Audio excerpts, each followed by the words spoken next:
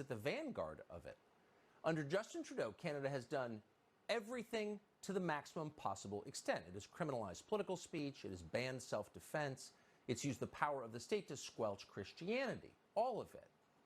So if you want to know what's going to happen next in the United States, it's time to look north. Canada is the ghost of our Christmas future. So with that in mind, it's worth taking a look at what is happening right now in Canada's schools, because you are certain to see all of it in your children's schools very soon. So this week, videos surfaced on the internet from a place called Trafalgar High School in Oakville, Ontario. That's right across the lake from Niagara Falls. These videos show a teacher called Stephen Hanna, who apparently has been employed at Trafalgar High for several years. Recently, Hanna decided to dress like a woman, or more precisely, as a grotesque caricature of a woman, not a real woman, but a kind of pneumatically inflated Marilyn Monroe look-alike. As part of his costume, Hanna strapped on a pair of gigantic prosthetic breasts, each the size of a 10-pound watermelon. We're not exaggerating here. They're visible from at least 100 yards away, if not from space. We'll show you the picture we are right now on the screen. But here's the thing. Hanna isn't doing this in private, in his home, in restaurants and clubs. If he were, we would not be mentioning it on the show because it would not be our business. Have fun, Stephen Hanna. No. Stephen Hanna is doing it in class, in front of children. As the Canadian journalist Jonathan Kay put it, Hanna has been dressing like this for a while, but only recently have students within the school gone public with this fact. So they've been enduring this for a while. Kay also notes that Hanna's costume is based on the style of Japanese internet pornography, which translates roughly into English as exploding milk porn. So what's going on here? Well, you know exactly what's going on here. Let's stop pretending. Women may not see it right away because generally their lives are not defined by their sex drives. But if you're a man, you get it instantly. What is this about? It's about sex. Stephen Hanna is enlisting other people's children in his sexual fantasies. That's why he's doing this in class.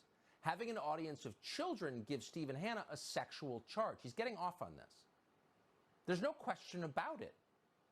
This is the guy in the van trying to give your sixth grader candy. This is the flasher in the park. This guy is a pervert.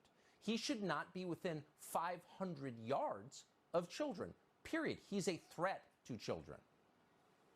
Now, there have always been threats to children. In every society, there are people like this. And every society deals with them swiftly and very harshly, but no longer in the West. Now, people like this are not punished. They are celebrated and then protected. Trafalgar High School, which is public, it's funded by Canadian taxpayers, is vigorously defending his behavior and threatening anyone who notices. So is the Halton District School Board, which oversees the school. They just sent us the statement, and we're quoting.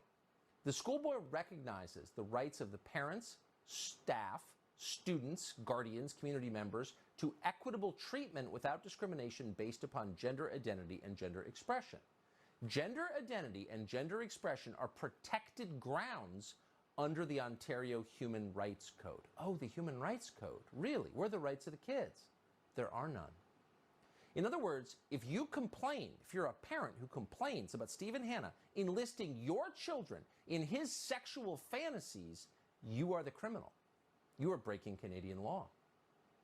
For the most part, the Canadian media, the most supine media that speaks English, are siding with Stephen Hanna, the sicko.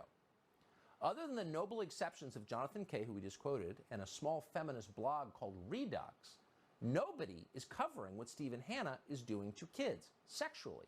The rest are effectively defending it. The Toronto Sun, for example, went with this headline.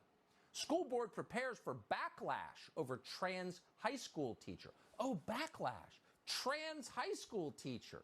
He's protected. No, he's a freaking weirdo wagging fake breasts in the face of your children because it titillates him.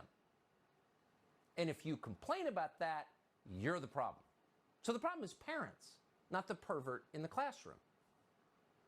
It's hard to believe this is happening, but we're sad to tell you it's not just happening in Canada. You see versions of it everywhere, including in this country. And to be clear, what this is, children being used as props in the sexual fantasies of adults. Children being used as props in the sexual fantasies of adults. Are you okay with that? Is any normal person okay with that? It's